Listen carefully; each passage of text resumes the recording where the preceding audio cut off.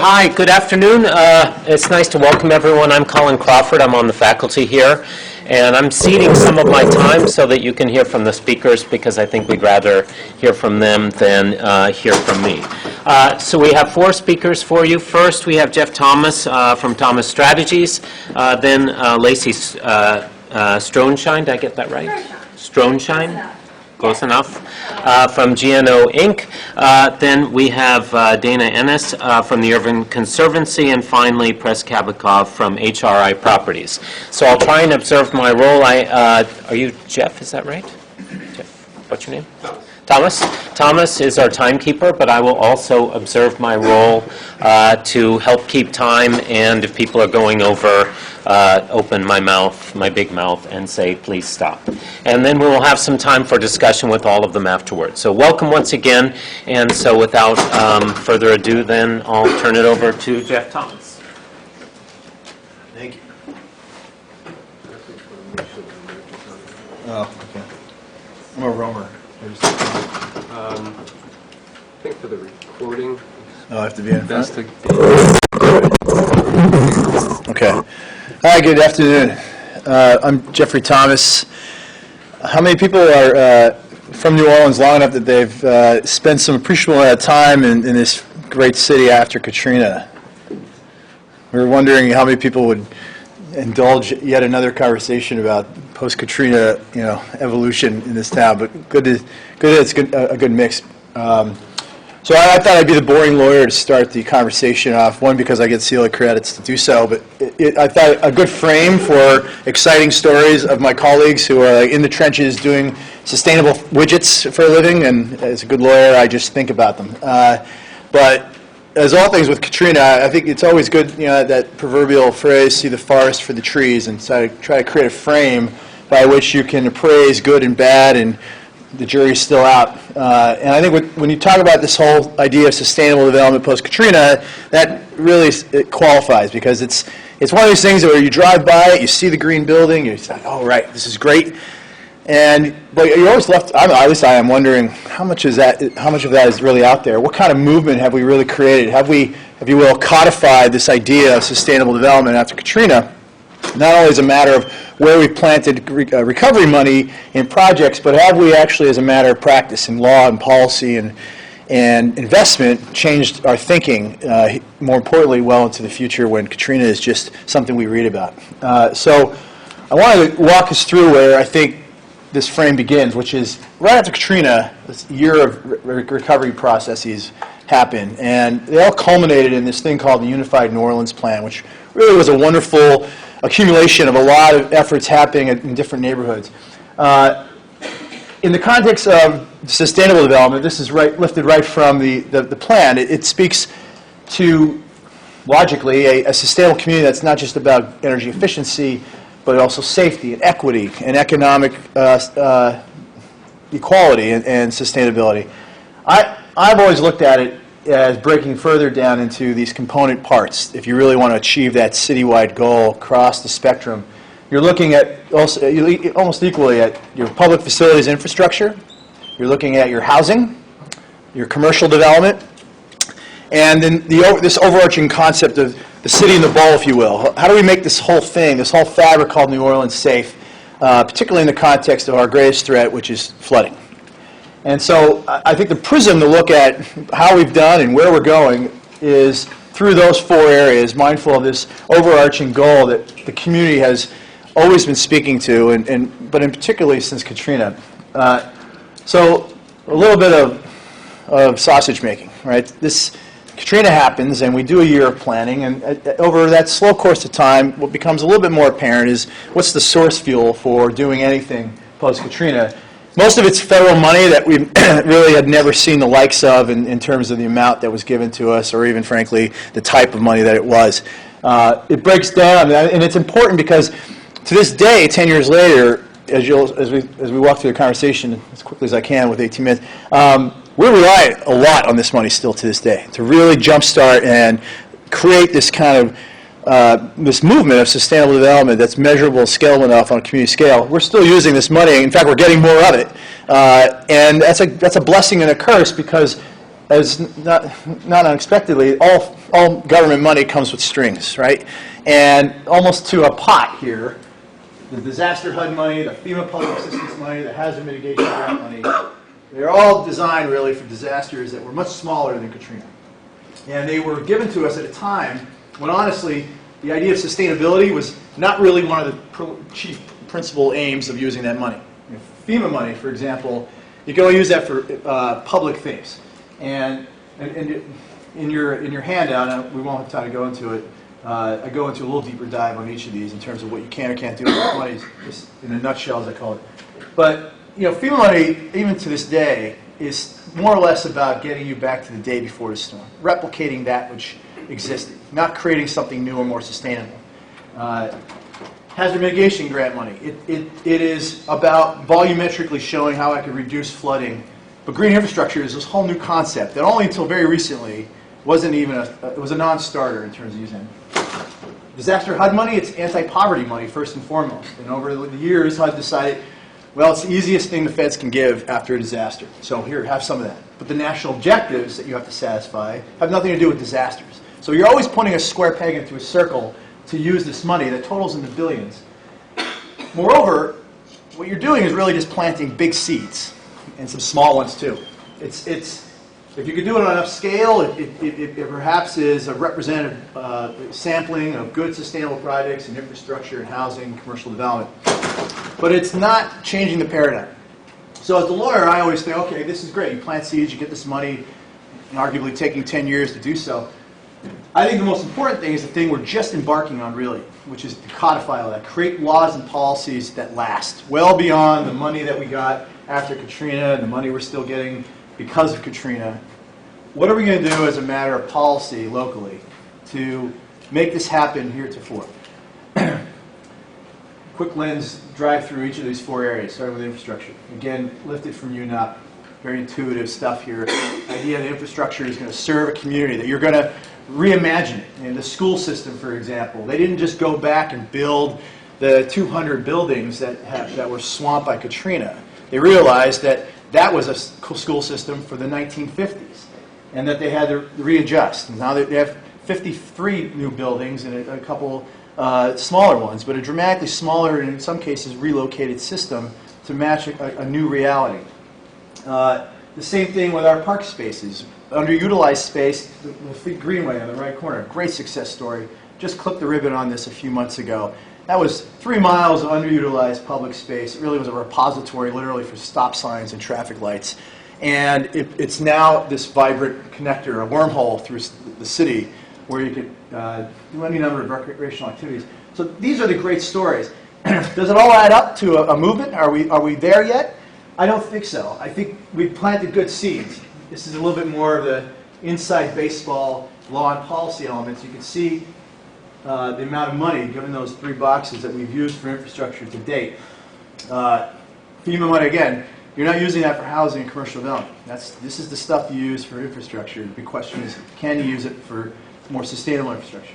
I wrote a paper, and it's a long story, but the school system is a great story. It took better part of 4 years for them to convince FEMA to ultimately give them just a lump sum through a master's planning process, so they didn't go back and have to rebuild all the buildings that were swamped. It took them 4 years to get that moment.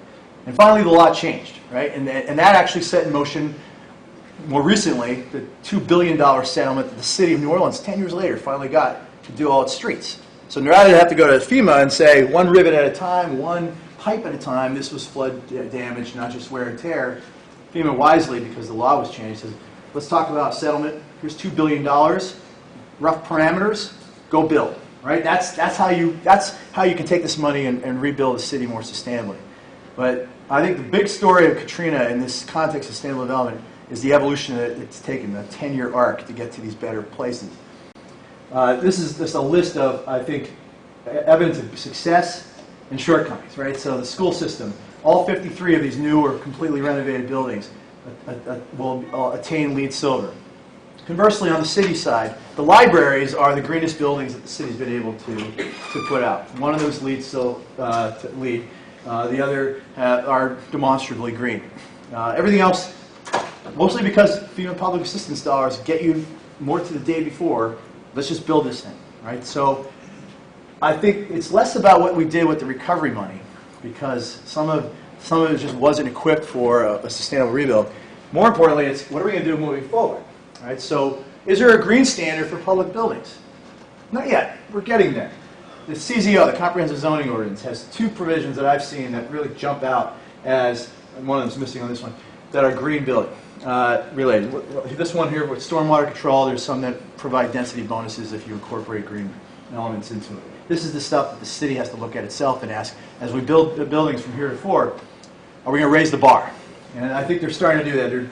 It's part of the whole resilience movement that's afoot. They're going to be looking at their carbon footprint. And I think they're going to identify a way that they can hold themselves and they're in the future baton runners, if you will, of government to a higher standard.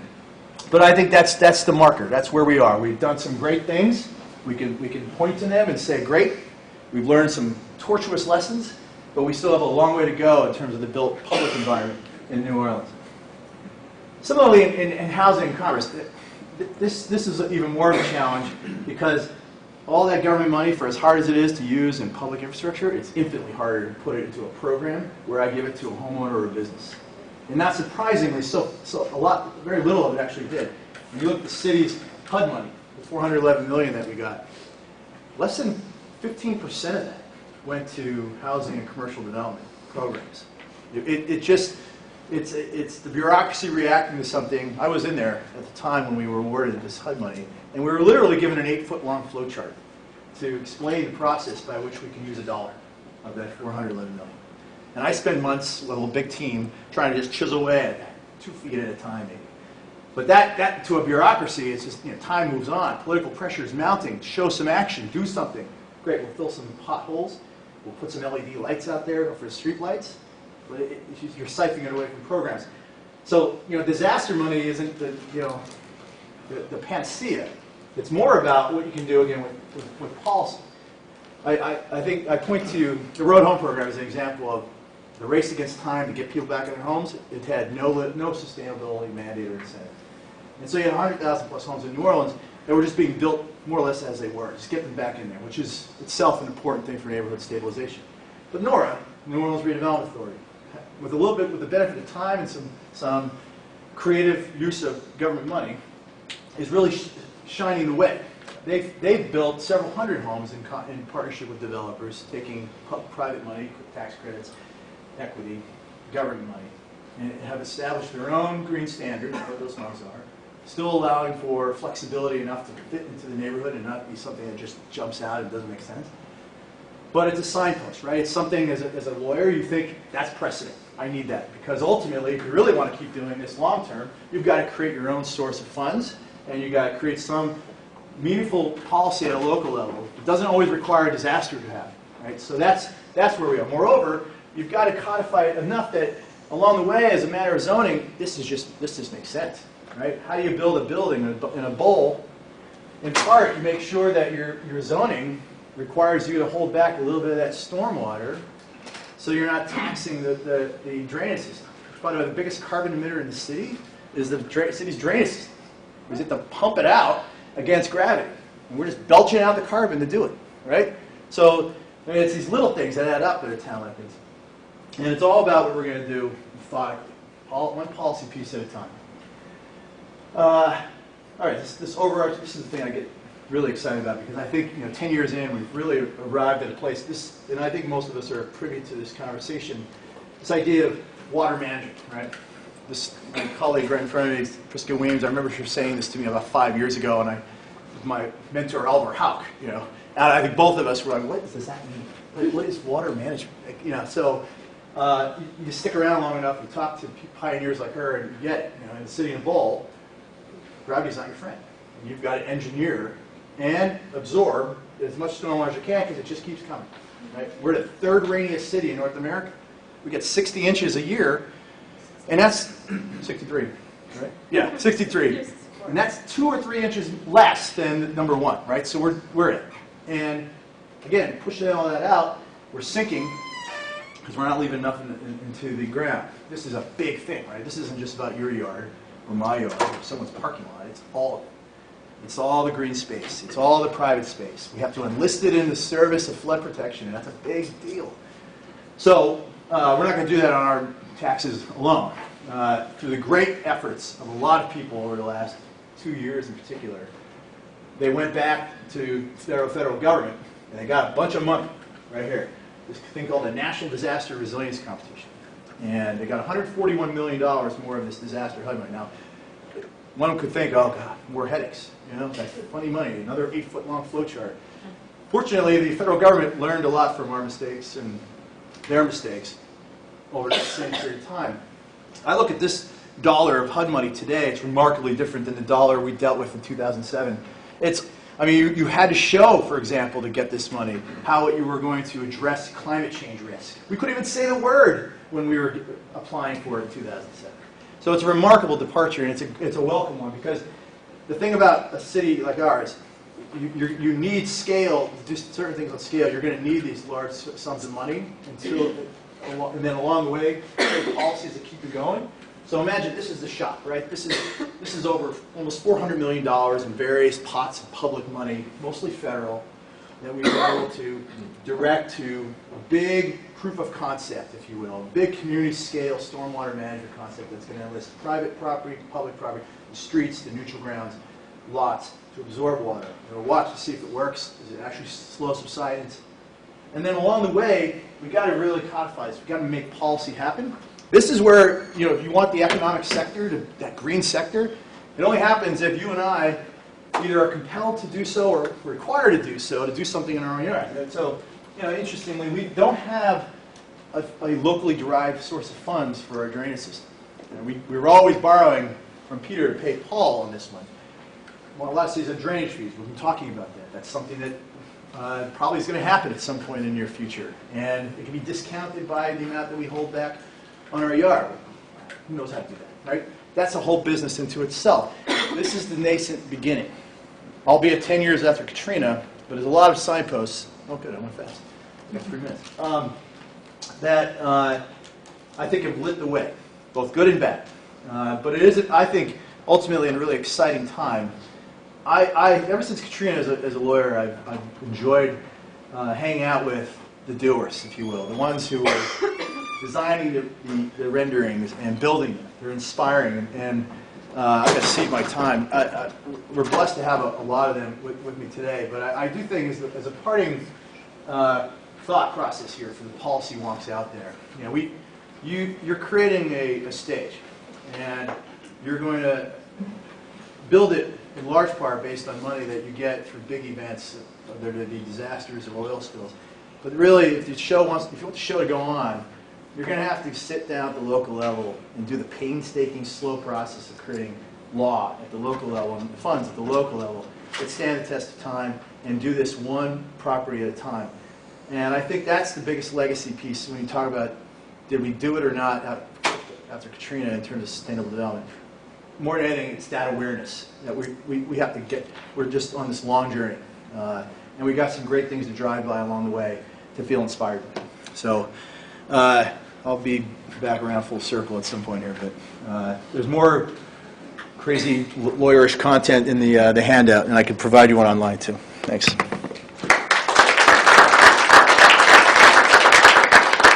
So Jeff, thank you very much, and now we'll hear from Lacey Stroshine. Did I get it right that time? Yes, you got it. From Greater New Orleans, Inc.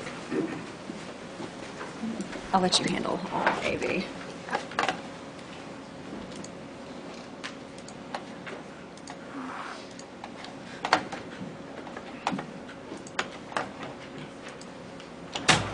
Awesome. Thank you so much. Great. Alrighty, so thank you all so much for having me here today. As was mentioned, my name is Lacey Stroshine. I'm the Senior Policy and Development Associate at GNO Inc. And essentially what that means is I handle all things environment and infrastructure at GNO Inc. So very quickly, just by a show of hands, who here is familiar with GNO Inc. and the work that we do? Awesome. So pretty good number of you. Let me just run through real quickly who we are and what we do. We're the Economic Development Agency for the 10-parish Greater New Orleans region. And what economic development means is essentially we act as a catalyst for wealth generation in the Greater New Orleans region. And we do that, as you'll see on the slide here, through two main lines of work. The first being product development, which is really looking at the services, the policies, the tools and resources that really create an atmosphere where business can grow and thrive here in the Greater New Orleans region. So that's workforce development, that's brand development, PR, marketing, that's, again, tools and resources, as I mentioned, I'll go into in a few slides. And then also access to capital, working with entrepreneurs, bringing VC funds here into the region. The second big line of work that we have is business development. So that's often what we are more known for, because that's the flashy stuff, that's the cool headlines, that's the 1,000 jobs here, 300 jobs here, 200 jobs here, big announcements that we really like to capitalize on and champion. And that's bringing in jobs, that's bringing in industry.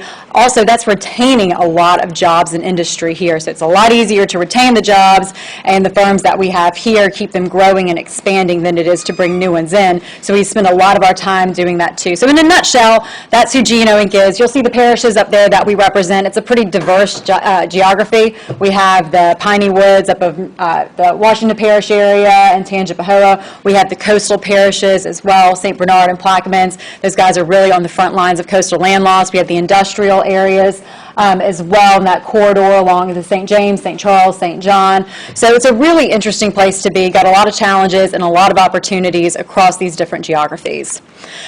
This is a chart that we call the ugly chart, and for good reason. We all hate this chart in our office, but we have tried and tried time and time again with graphic designers to recreate it, and we really can't. This just outlines how we do what we do, and it is literally often as complicated as it looks. We work with a whole lot of stakeholders across the board, on the local level, the state level, the federal level, across a variety of different departments and agencies. We work with a lot of various different partner or nonprofit organizations on the ground, from think tanks to advocacy groups that really span the spectrum from environmental issues to small business issues. We try to be a hub and a nexus for a variety of different issues and concerns. So that's who we are. This is what we do. We focus, as I mentioned, in our business development on 6 key sectors. So instead of trying to be across the board and tackling everything and driving in jobs anywhere we can, we've really honed in on 6 sectors that we really try to cultivate and foster and bring jobs in through. And the first 3 of those are the ones that you probably think about when you think about the New Orleans economy. So it's the advanced manufacturing, it's international trade, it's oil and gas. All these 3 play on each other pretty strongly. They're what we call legacy industries. They've been around for forever and have always really formed the bedrock and the foundation for New Orleans economy. But post-Katrina, we started looking at what are the emerging sectors that we have to diversify our economy, because we know a diversified economy is a healthy economy. And so we have digital media, which is essentially software development. It's the tech firms that we're bringing in, the GE Capitals of the world, if you will. Really exciting movement there. We have the most advanced and aggressive digital media tax credit in the country right now, so that's helping spur a lot of our growth. We also have a really low cost of living here in New Orleans, which is awesome and helps us compete with the San Franciscos and Seattles of the world. We also have biosciences, so I think this speaks for itself. Anyone who's been in the Mid-City region or Mid-City area lately, you'll see the massive build-out of the UMC and VA corridor right there. That's really, in a lot of ways, catalyzing and cementing our biosciences build-out. Very exciting. What I want to talk to you about today is our environmental management sector. And this is, to us, it was intuitive. And because it was intuitive, we dove into it to really find out how to qualify and quantify this sector that we really felt was growing and sort of in the nascent stages post-Katrina, for many of the same reasons that Jeff just mentioned, just in terms of the policy, the build-out, the focus on solar. We thought there might be a there. So we dove into it with our partners with McKinsey and Deloitte, really well-respected national think tanks that our board would listen to and help us verify what was going on in this environmental management industry and sector. Was there enough activity to really produce GDP? Was there enough there to focus G&O Inc.'s limited time and attention on cultivating a sector around? And fortunately, what we heard back from Deloitte and McKinsey is there was, and specifically around the areas of energy, waste, and water. And what I want to talk to you all about today is the water sector, because that really right now has the most play and the most momentum for a variety of reasons. Namely, flooding, coastal erosion, subsidence, these issues that are unbelievably scary and frankly some of our biggest threats, they're also coincidentally some of our biggest economic opportunities. We are really on the front lines of defense here in Louisiana for all three of these issues, but we're not unique in dealing with three of these issues. In fact, as you see climate patterns changing both nationally and internationally, more communities, specifically those who are on water, are going to be dealing with these issues to greater intensity and greater severity over the coming years, and really they're going to be looking at New Orleans, what we've done, how we've done it, to model their best practices, their strategies, and their investments off of. And that's a really exciting place to be from a policy perspective, from an economic development perspective, and also from a private company perspective. So these logos up here are just a few of the Louisiana firms who received significant contracts in the Northeast after Hurricane Sandy and the rebuilding and recovery up there. And the contracts they brought in were to the tune of over $200 million, and those are both in federal and state prime contracts. That's a lot of money bringing in, and they're bringing it back here, back home to Louisiana. That's economic generation and economic revenue here for our region. So very exciting, and we saw this as really an early indicator of the success that we can have here in Louisiana, piloting what we're doing here and then exporting it nationally and internationally to bring those returns back home. So this speaks and plays out in terms of job numbers too. And frankly, I was really surprised when our partners at the data center presented us with this evidence a few years ago. It's really fascinating to see that oil and gas, as many jobs as we have there, as an exciting a sector as that is, water is right under that. You'll see water with the gray line right up there, again, just under energy and petrochemical. Now, the wages aren't necessarily as high, but the numbers are up there. We have a lot of jobs in this water sector, a lot of momentum there. Now, this is a really interesting slide to me right now in light of everything that's happening with the international oil economy. As oil prices are dropping and we're, I don't want to say holding our breath because actually I have a few colleagues who are working very, very hard to analyze and figure out what the circumstances will be for Louisiana, specifically Southeast Louisiana and the jobs in our region with this international oil shift. You'll see here that there's a significant transferability between the pet chem sector and the water management sector. And there's anticipated significant growth in both of those sectors, with water management being 16%, energy and pet chem being 9%, that number now being called into question. So right now, even though this is a scary moment for Louisiana in terms of what's happening with oil prices, there is still opportunity with our diversified economy to transfer some of those jobs, some of those wages between these industries. Ooh. So very quickly, I'm going to run through what we're doing on this workforce. We're advancing workforce with partnerships with UNO, a coastal certificate program that we're piloting there. Very exciting stuff. Policy. To Jeff's earlier points about making sure that these dollars are going where they need to go, we put together a board of our business leadership in this Coalition for Coastal Resilience and Economy, advocating to make sure that the dollars that are dedicated to our coast go to our coast. Industry, as I mentioned earlier, we reach out to our existing firms, our existing industries on a regular basis, figuring out what we can do to help them stay here, grow here, and prosper here. That's true, too, for the firms who are working in this environmental management sector. Resilience, the Greater New Orleans Urban Water Plan that Jeff mentioned. GNO Inc. actually was the grant recipient from the state. We received the funds to put together this plan. We put together an amazing team of experts, both here locally in New Orleans, nationally and internationally, to put together this plan. As a result of that, the city was able to leverage the vision that was laid out here to bring in $144 million in recent HUD money for the Gentilly area, which will advance the water management vision that Jeff was speaking about earlier. Next steps, where do we go from here? We have so much momentum underway. It's an exciting time to be in New Orleans, as Jeff mentioned. But really, what we need to catalyze and knit together all of this activity is a true cluster. If any of you have studied economics, you'll probably know a bit of what I'm talking about, but we need a network of folks who are doing really vibrant, interesting things in the water sector and working together, such that you have various points of entry for folks who are interested in the water economy, such that you're able to really spur entrepreneurship, you're able to move engineers from pet chem over to the water side.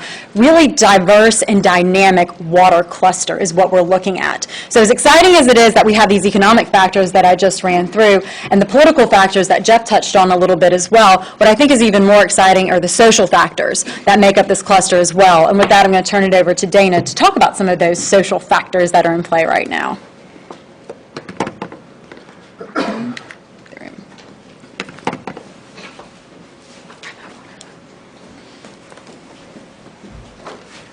Getting water left in your bottle there, Jeff? What? Do you have any water left in Yeah. your bottle? Okay, I might borrow Sorry, I it. could leave mine. Oh, that's okay. I'll use it judiciously. Sometimes I have a coughing fit for no reason. It's going around today. Yeah. Try yours. So what do I, tell me how, which, Just- the middle one? No, just This side, okay. Great. Hi, everybody. My name is Dana Ennis, and I am the Executive Director of the Urban Conservancy, which has been around since 2002. We're a small nonprofit, but we're getting bigger, thanks to people like Anthony, my colleague out here. I see a couple board members, Lindsay, maybe David. Thank you for being here. We are really interested in aligning our national and our natural and built assets in New Orleans, and have been since 2002. A lot of that has to do with local economies. We do a lot of support through our state local program for our traditional commercial corridors. It also has to do with our water management. And I was thinking I should have titled this Stormwater Management Now It's Personal, because this is sort of where everything that Jeff and Lacey were just telling you about, where you can kind of see, okay, this is how it drills down to the average citizen and why they begin to care about this, or they begin to understand what is going on. Front Yard Initiative is our small piece of the puzzle, the policy puzzle, but it's the, I'm going to keep track of my time too. It's helping the Joe citizen understand why he should care about stormwater management. When he sees that Gentilly got $141 million Resilient District grant funding, what keeps him from filling the Times-Picayune and the other comment sections with nasty, cynical, sardonic comments about, oh, another big, drop of money, and where's it going to go, and this is just going to fill my neighborhood up with water, and here we go again. So people need to understand it, and it really needs to be sort of an aha moment. And so we're trying to provide that with folks through the Front Yard Initiative. The Front Yard Initiative was a response to constituency, as most everything that we take on is, constituency concerns about excessive paving. People were contacting us saying, what is going on in the city? There is, a lot of you, if you live in the university area, you're seeing it. People are paving their front yards and they're parking on their front yards, and it's just out of control. What can we do about it? It's illegal to pave in excess of 40%. What can we do about it? And that really began our exploration of this topic.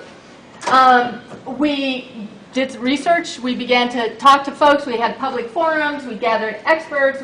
We began to understand who was working on this within the city, and began to explain to folks, going out to neighborhood association meetings and so forth, why this was a bad idea. We talked about reasons not to pave, that there were aesthetic reasons, curb appeal was lost, quality of life and public safety when people needed to, when we were like conceding what was supposed to be pedestrian space to cars by creating parking spaces that people then had to walk out and around. It was unsafe.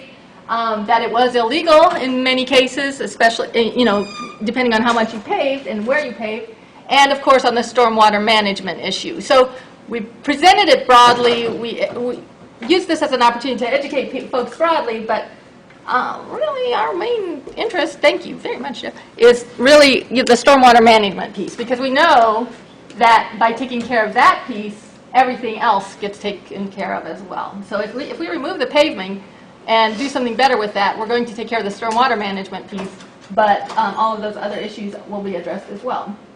So, oopsie, I'm going, there it is. Can I go back? just press the back arrow. The back, Yeah. the back arrow, okay. On the other side, I got you. So, no?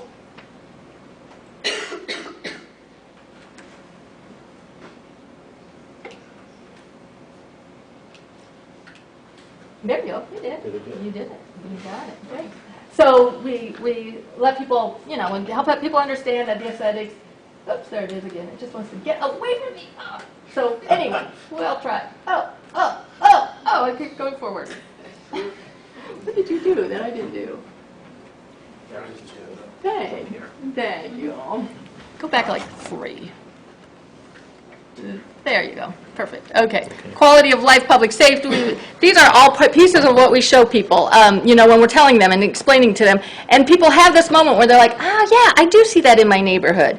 The stormwater management, yeah, St. Mary's. Anyone around St. Mary's on Magazine Street? So we help people understand that and see what they're already seeing, but not necessarily understanding what they're seeing. Before and after, this is an example of a building that was brought in before into adjudication because they were cited for excessive paving, and then they needed to tear it all up and put it back and reduce the paving to 40%. So you can imagine the cost that was associated with that, but it's something that folks don't necessarily understand what they're seeing when they see that paving going on. Contractors may or may not understand either because a permit is not required to do the paving, and so oftentimes that happens, and then people claim at least that they didn't know that that was not legal. So what our goals are with all of this, sort of painting the picture or showing people what is already obvious, but may not make sense in the framework of stormwater management, is to raise awareness about the importance of managing rainwater, where it falls, to work with New Orleans residents to remove the unwanted paving from the neighborhoods, to reduce excessive stormwater runoff into the city's stormwater system by slowing and storing rain on site. So hopefully you're hearing reverberations of some of the things you heard earlier from Jeff and Lacey, and importantly to create market demand for green sector skills and products. And this gets also to Lacey, what Lacey was talking about, economic factors. That this is a very small, but this is that small seed. And this is the money that has no strings attached. What money has no strings attached? That's the homeowners, the property owners' disposable income, where they decide what they want to do. And so what we're really trying to do is present homeowners with the information and the resources and the inspiration to help them move faster on what they already feel they need to do. They've already perhaps identified problems every time it rains on their own property, and now they need to find ways to solve it. And so we're putting that information in front of them and helping them move more quickly on it. And what we're finding is people don't need a lot of incentive. If they're already suffering the results of a problem, they're ready to move. They don't need $141 million to make that difference. They need probably 10% of the cost of what it is to incentivize them to move now. Even without that, they'll probably do it eventually, but a 10% incentive to move now to get rid of paving and put something better there is sufficient. So I have some examples down here of some of the educational pieces that we put out. One is a door hanger, so for the passive-aggressive people who don't like what their neighbor is doing on their yard, they can just drop it off and walk their dog and nobody knows. We also have these flyers showing some different options of intervention that people can use, and then that are of lesser to greater effectiveness, but probably also of lesser to greater expense to implement. But we really want to help people understand what the difference is between a healthy and an unhealthy block in terms of what is happening, not only on the surface, but underneath the ground. That idea of needing to recharge our water system, to give them the vocabulary, that they can continue to talk to their neighbors about it as well, that the water needs to land here and soak in, and you can do something really major about that even on your own small lot. So this is part of what we're helping to express to people.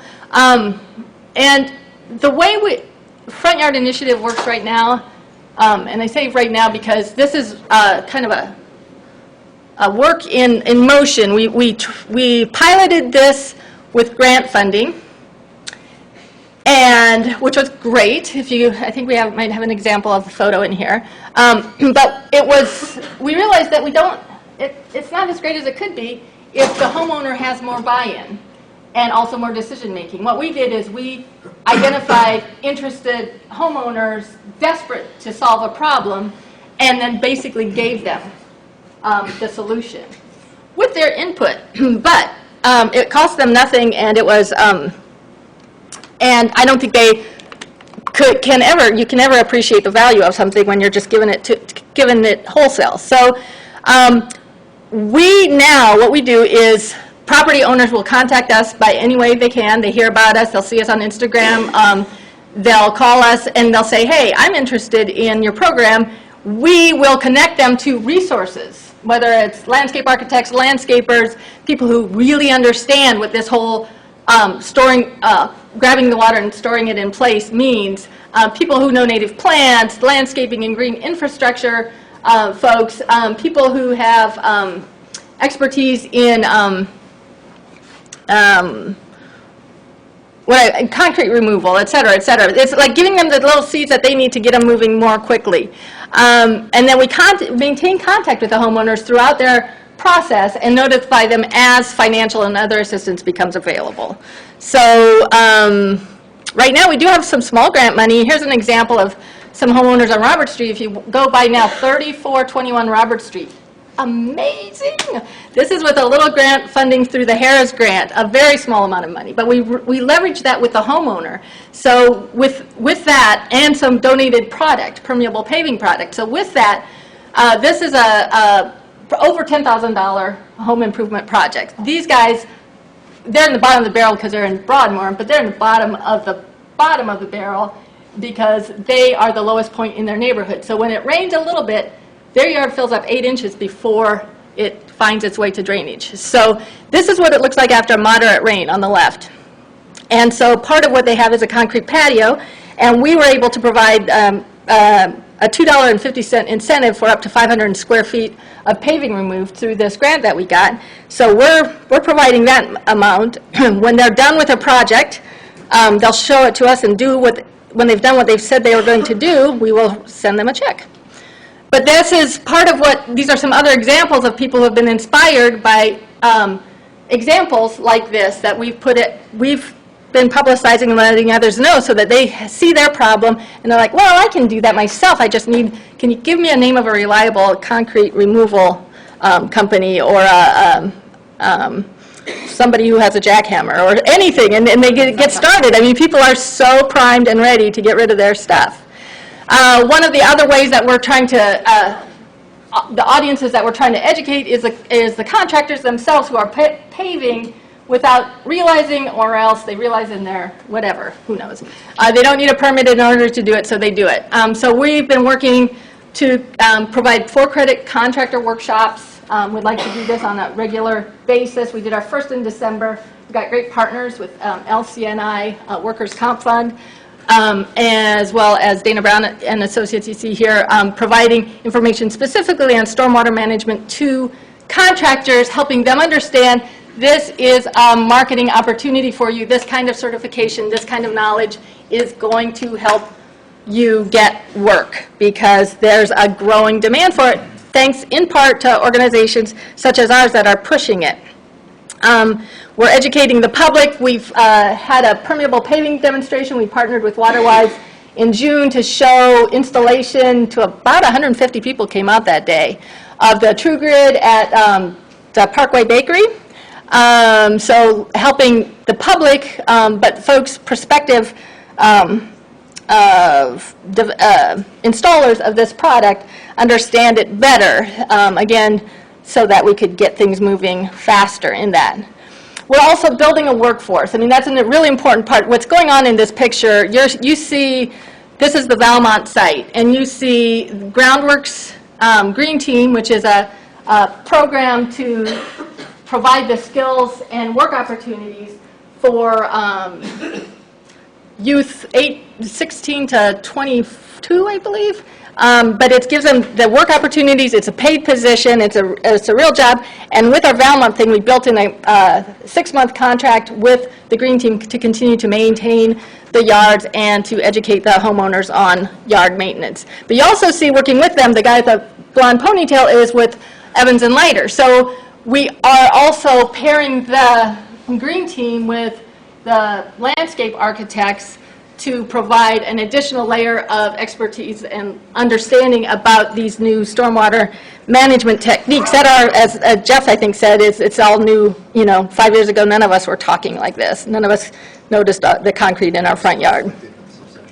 But so there are like lots of layers to this. Making sure that we're growing, as we're driving market demand, that we're actually growing the workforce is very important. So these kids are all part of the Green Team program and are doing landscaping in several different places. In Caffin Boulevard, I think they've got a great little project going as well.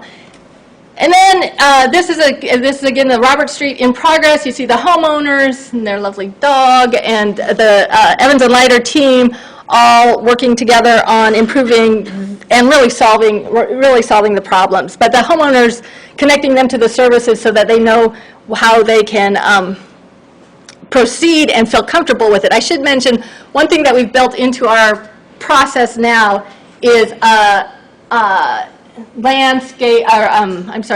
home assessment. So before they get started on their project, they are required to spend an hour at least with a landscape architect, other knowledgeable people, really understanding what is going on in their yard, and then whether they want to take it from there and do their own design or work with that landscape architect, it's up to them.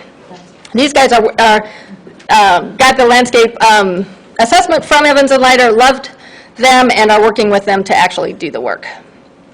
And here you see another part of what this project is about in terms of connecting homeowners to materials. This was donated leftover True Grid permeable paving from the Parkway Bakery thing, and the True Grid manufacturer said, you know, would you like to have some of this? So they donated that to us. 400 square feet now is going in at 3421 Robert Street.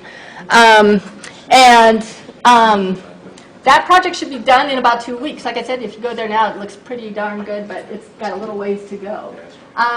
So just like in a summary, right now with this project, what folks are doing is calling us, saying, I'm interested.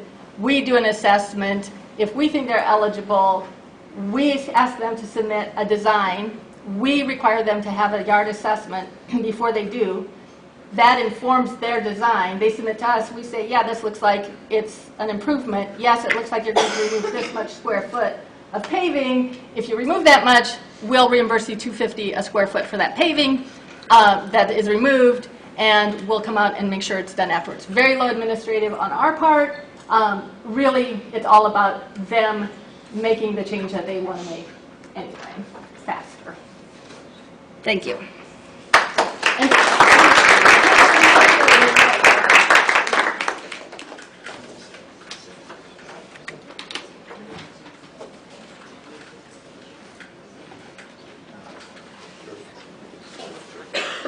Hi, I'm Press Kabatov, your last speaker.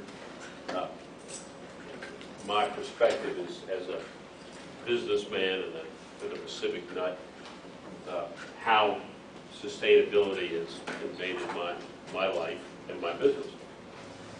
I spent most of my civic activity in my earlier career on education and poverty issues. And now I've added sustainability to that, and it came out during Katrina. We were stationed in Houma for about a month before we came back, and my wife couldn't find a place to do yoga, and she wanted to. We were thinking about a shotgun house. I'm in the real estate business, so I could make that happen. And she also wanted to have healers, but my father always told me, if you can't figure out how to do it, make the problem bigger.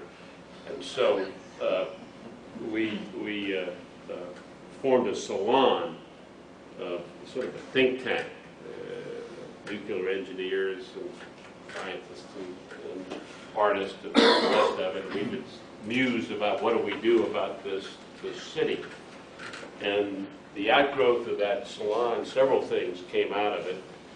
One, we did a series of videos. I don't know if you remember, but Ted Stevens, the guy that died from Alaska, the senator, was arguing that why should we give any federal money to New Orleans, because it was just going to sink again, it would be a waste. And so a number of us, including me, became talking heads arguing that would Italy let Venice go? And so we did a series of videos, musical videos, to show the unique character of our city and why. That's not my phone.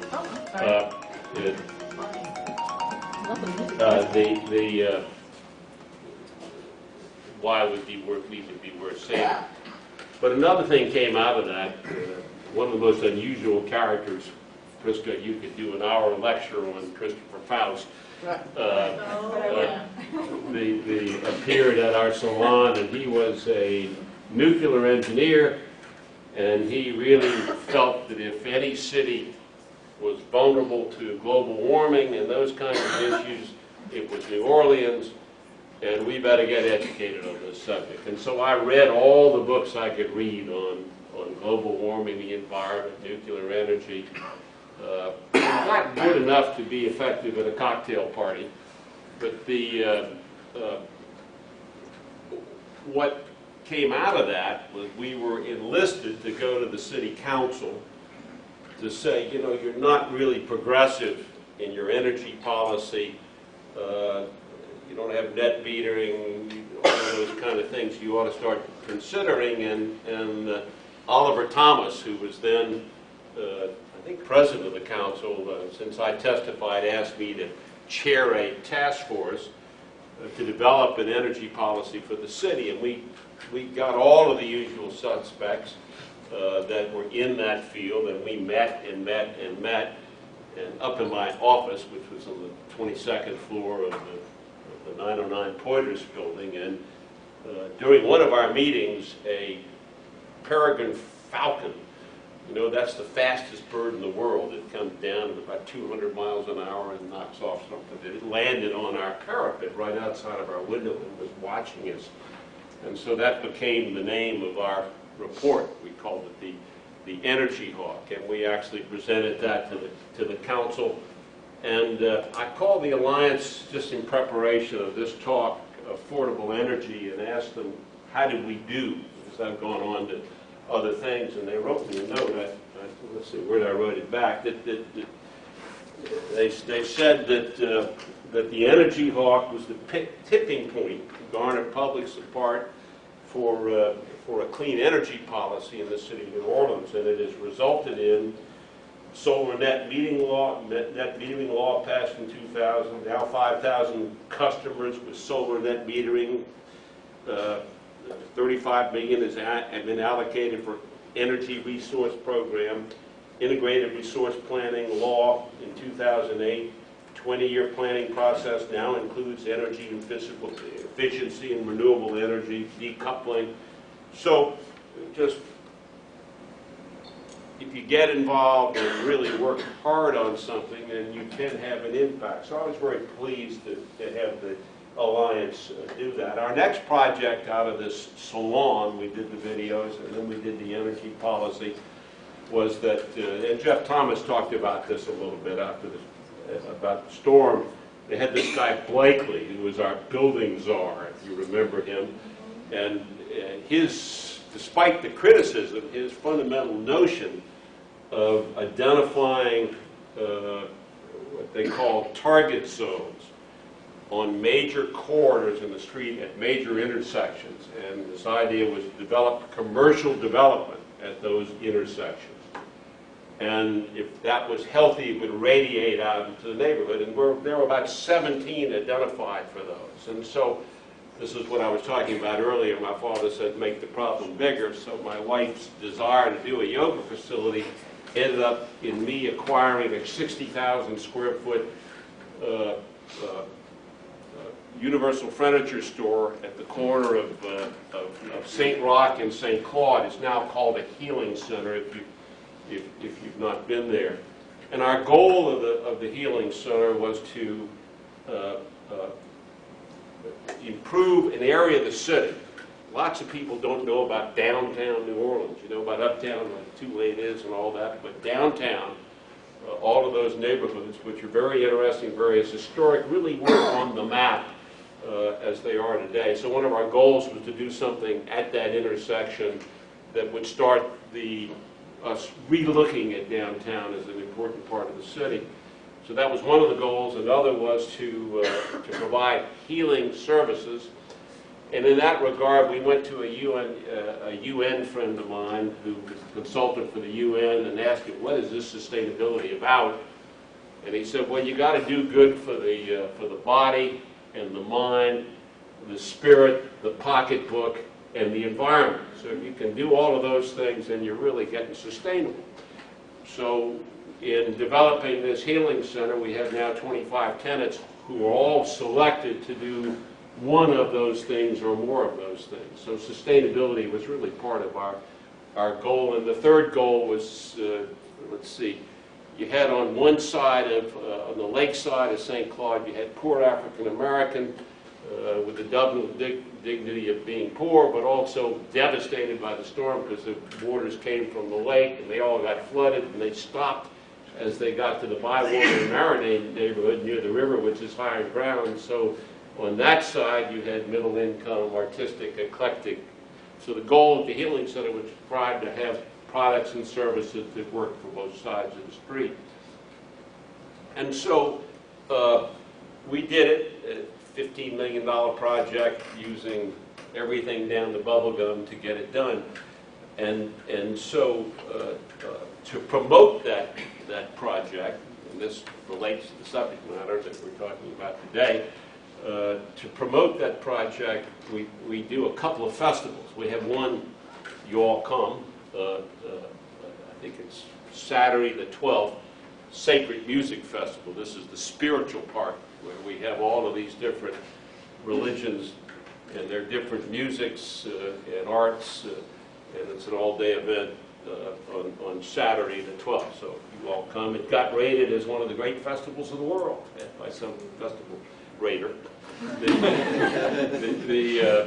anyway, it is quite good. And the other one is called On Bud Low, which is in October, and that is, it means rising of the waters. It's a Creole expression, and so it's really a festival to get people involved in water issues from every aspect, whether it's arts, culture, music. How do those different learning disciplines bring your attention to water issues? And then I ended up, as part of that, my wife put that part of it together, I ended up putting together a panel of scientists and community leaders on actual issues of, as it worked out, the issue you've already heard about, subsidence. David Wagner and Ball, who really leads that, argued that New Orleans is sinking because of all the concrete. The water doesn't sink into the soil. The soil dries out, we sink. And so if you're paying attention to global warming, with the waters rising and New Orleans sinking, then we are the canary in the coal mine. And so a very important aspect of that whole coastal erosion is to protect or stop our sinking. And so that was part of the story that was presented. And the other part was the coastal erosion piece.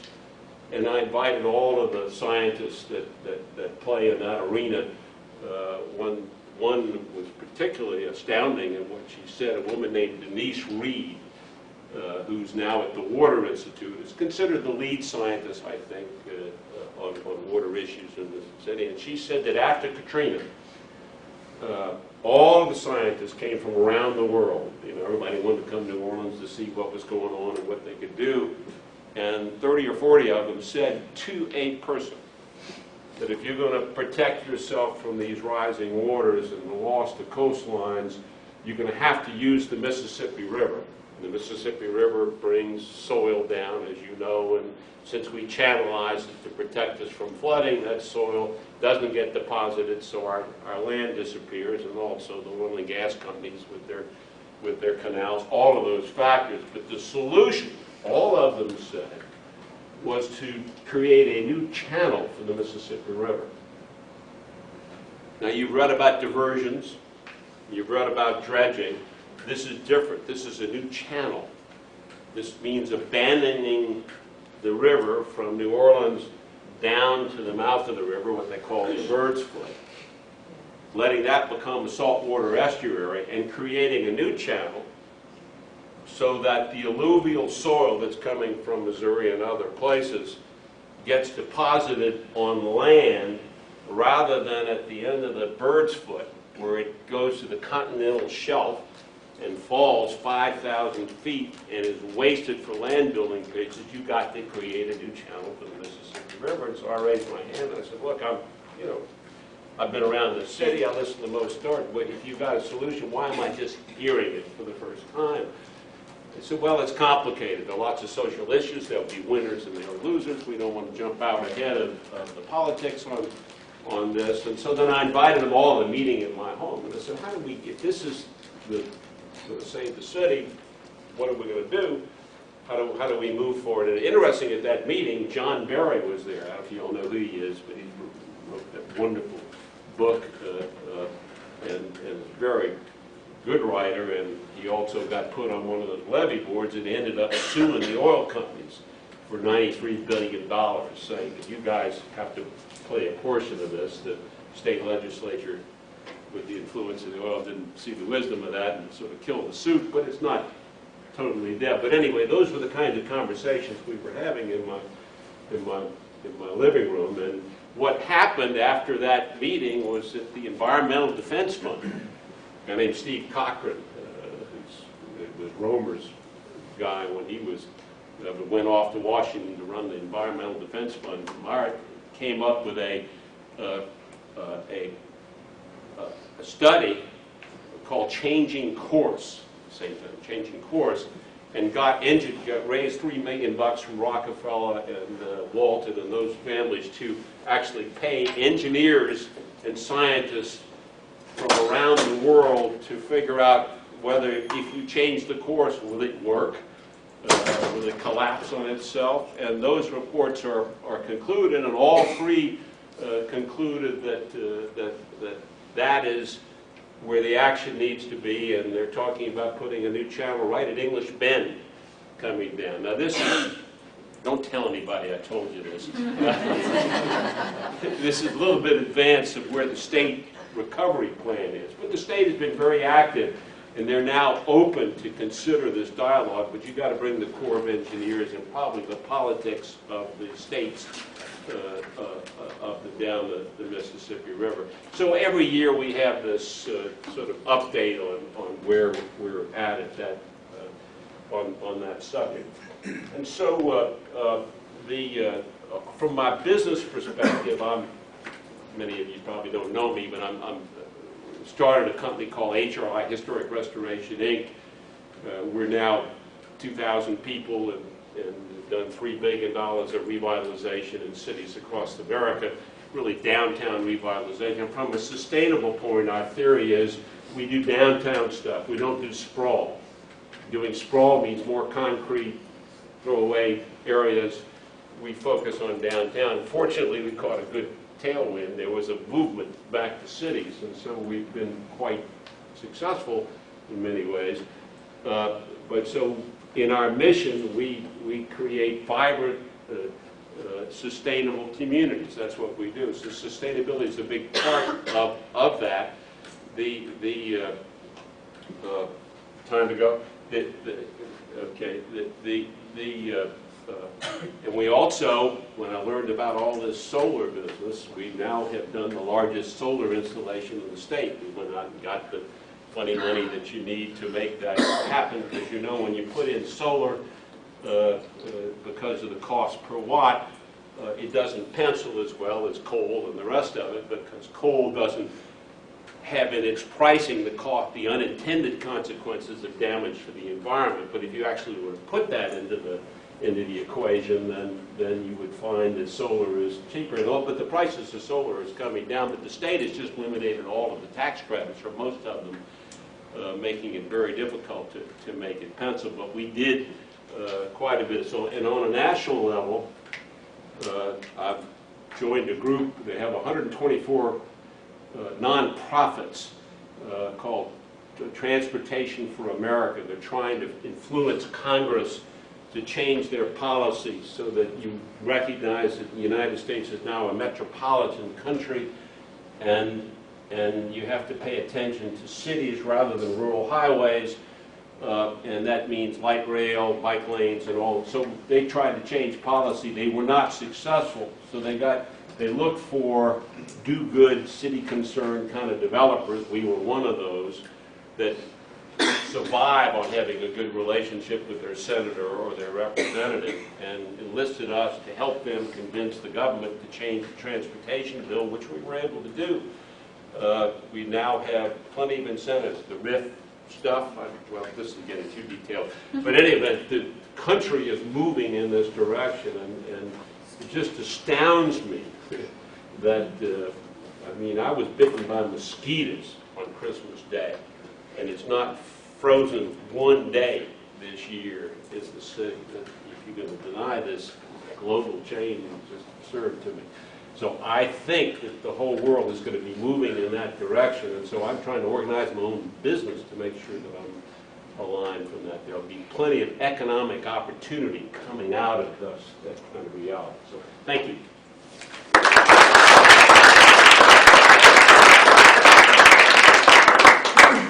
Can I put a, is Jennifer here? Or? Right here.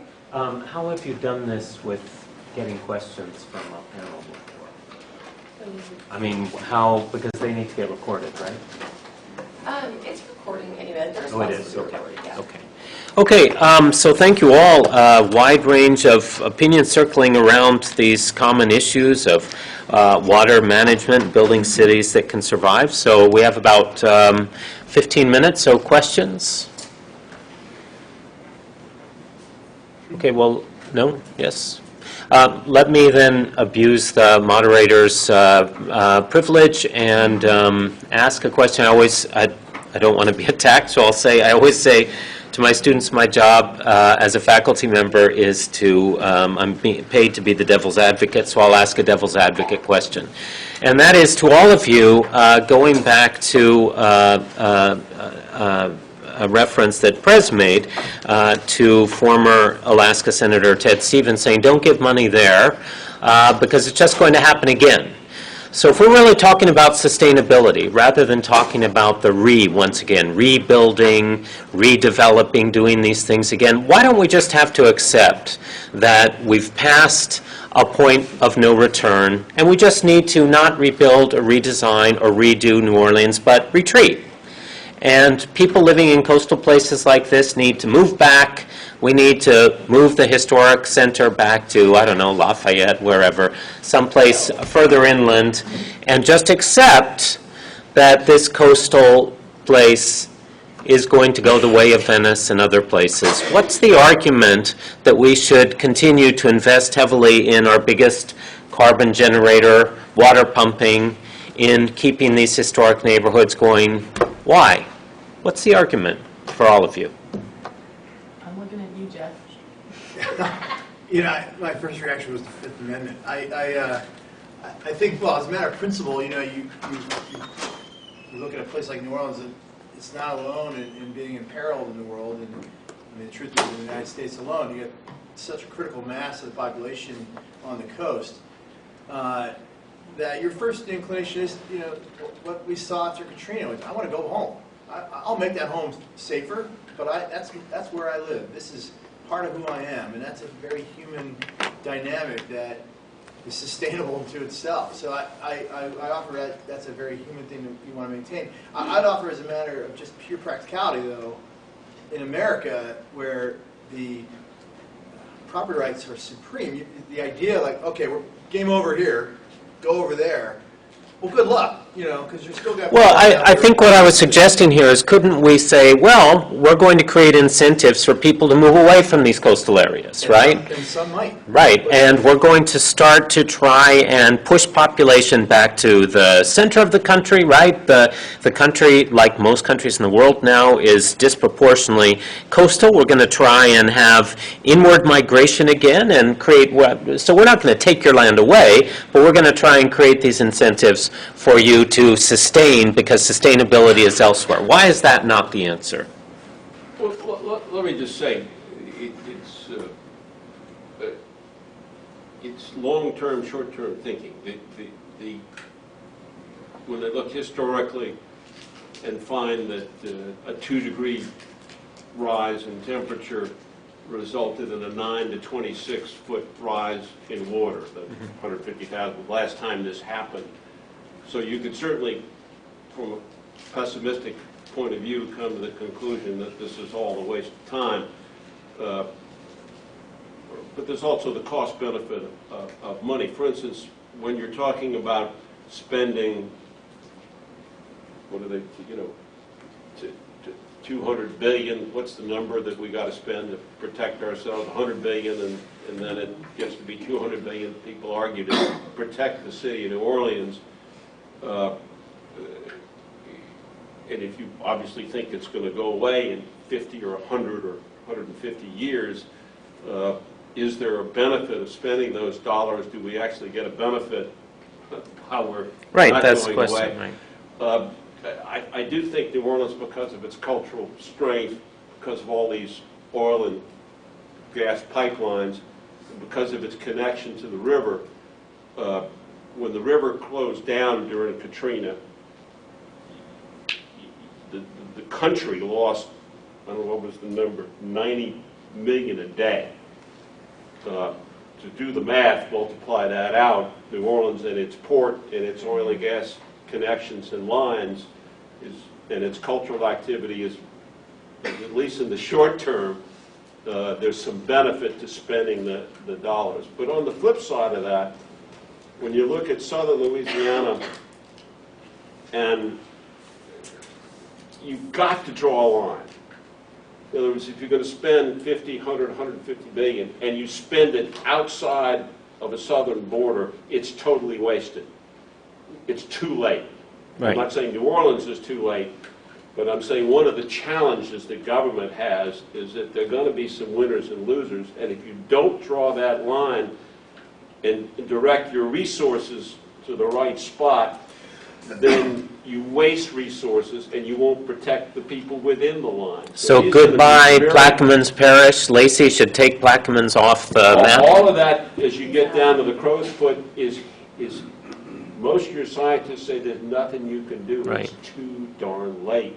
And you better draw that line and start focusing on north of that line to do that. So these will be the challenging political, social, because this is more than just an environmental thing. It's a social, political endeavor that you have to go through to educate people that, this is not going to work for you. Now, how do we protect you? Because I think you ought to pay people if they have to leave their home and help them relocate someplace else. All that's going to play out. So Lacey, should GNO Inc. take off Plaquemines and St. Charles? They just become, Yeah, they're off the but menu? I think to press this point, these, or I guess more to your original question, looking at relocation and resettlement, those are very scary words and they're very charged phrases politically and socially. I mean, do not walk down into Plaquemines Parish and start talking about resettlement just in casual conversation.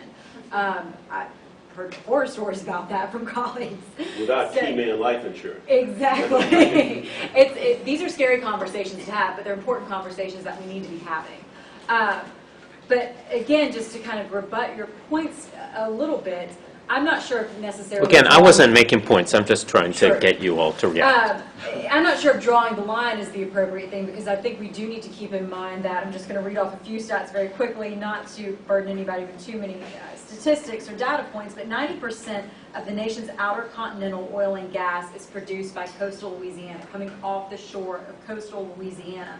We're responsible here at coastal Louisiana for 25% of the nation's annual waterborne commerce, 20% of the weight of the continental U.S. commercial fisheries and landings.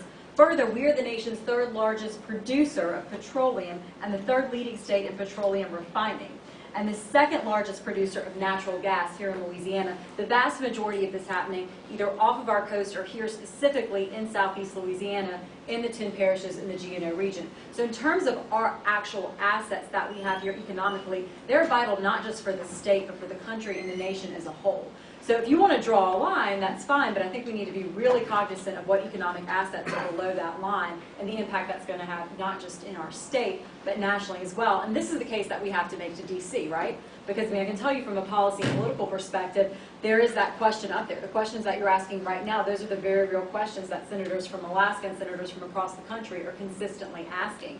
And these are the points that get their attention. It's not the sad stories of the folks who are living on the same property in the same house that their great-great-grandparents built and landed on. These are the numbers that get folks' attention.